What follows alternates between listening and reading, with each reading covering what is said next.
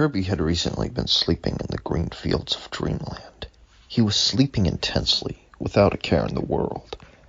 Not an apocalypse, nor a cataclysm could wake him up.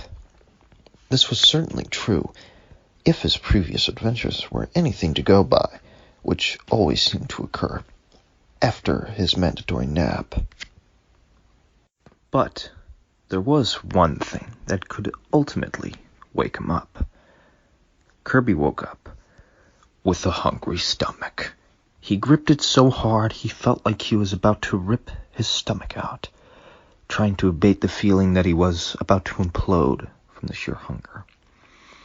No fruit or grass could satiate this hunger. Only meat. Precious, delicious, waddle-dee meat. Desperate to fill his tum-tum, Kirby went on an adventure. He first went to the green greens. He scoured every nook and cranny, every field, every mound. Not a waddle-dee, a flying bug, or even a knight with a weird hat was in sight.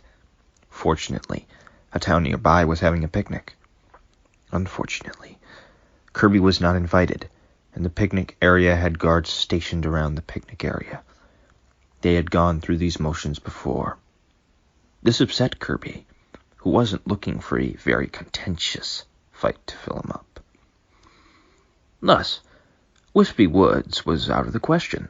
His apples were gross, not sufficient for the raging storm threatening to tear him up from the inside, and really all that was left was wood otherwise.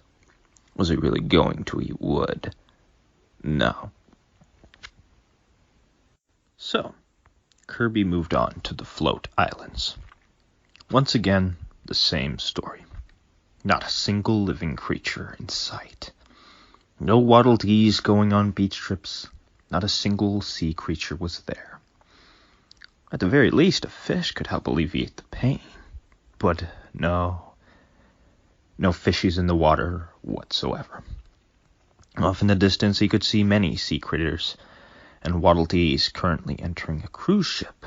Unfortunately, Meta Knight was with them, acting on guard duty. He really wasn't in the mood to deal with the emo knight today. Next came the bubbly clouds to be scoured. Perhaps some birds could suffice. Not as fat and succulent as waddle-dees, but certainly such a meal would be something. It was not to be. No flying critters, none whatsoever. Birds and brontoberts could be seen in the far distance, flying in a flock, all moving too fast and too far away from the clouds to be within his reach. With no flying copy ability to improve his normally abysmal speed, it was no use. And besides, the meat wasn't worth the feathers that came along with it, and all that was left was a couple of giant flowers in an otherwise empty locale. There was only one option now. Mount Dees. Mount Dees must have waddle-dees. Mount Dees always had waddle-dees. Who else was to guard the place at all times? If any place had waddle-dees, it would be Mount Dees. And so he went there to Mount Dees, and it was beautiful. Waddle-dees. Waddle-dees everywhere. Waddle-dees at the tables. Waddle-dees near the doors. Waddle-dees on the roof. Waddle-dees in the basement. Waddle-dees in the hallway. In the throne room. On the windows. In the bedrooms. And he would have his waddle-dees. Kirby went on a rampage. Waddle-dee after waddle-dee was sucked up into his gaping maw and munched on for a good 5 seconds each time. The immediate vicinity was filled with the sound of bones and organs being ground up and minced together before finally being swallowed. There were no screams, for waddle-dees could not scream. They could not alert anyone to what was going on from a long distance. Worst of all, Dee was on vacation right now. Kirby swept every room and cleaned it out. Kirby came in, waddle dees disappeared. Some were there unknowing of the danger, not alerted by fleeing waddle dees. Others were there as blockading forces. It didn't matter. Sometimes the room had only one waddle dee. The ensuing death was lonely. Other times the room was positively packed, sometimes with no way out. Other times Kirby would block the exits with materials on hand, in time to leave the bulk of the victims to a methodical munch fest. 10 in a room at times, eaten, one by one. Soon there were none left. Of the thousands of waddle dees in the location, hundreds were ingested, and thousands fled away in terror. However, there was a consequence to this action for the perpetrator. Said perpetrator immediately began to feel his consequence building up. Perhaps it was a bit of a lie to say that at the end of it all, the place was cleaned out. King Dedede had a great vacation. The cruise ship was truly wonderful. It was decked with plenty of food and subsections for activities, from pools to mini sports rooms. The visit of various critters from the cloudy areas to see, converse, congratulate, or otherwise flatter the king was welcome along the way. Mennonite kept everything in order. Overall, no Kirby or other disturbances ever graced the cruise ship. Mennonite thought he saw a ball of pink in the distance at one point, but nothing came of it. And besides, he'd gotten used to hallucinating the pink ball of horror. Too many times he'd found his refrigerator cleaned of all food. Far too many times. With the smiling puffball in the middle of the remaining mess. Just thinking about it made him recoil.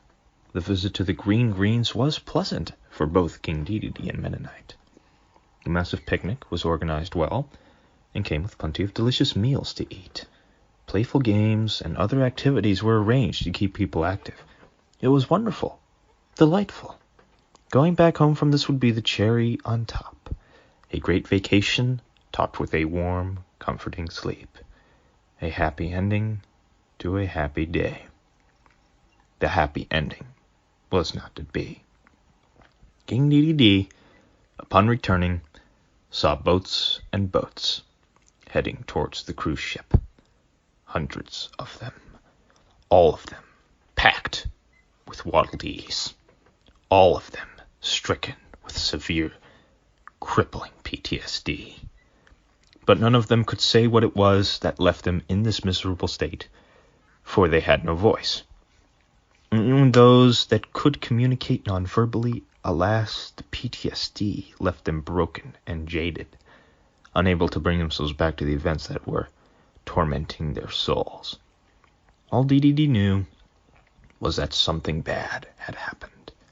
He rushed back to the castle, his waddle dees in tow. This was his reaction.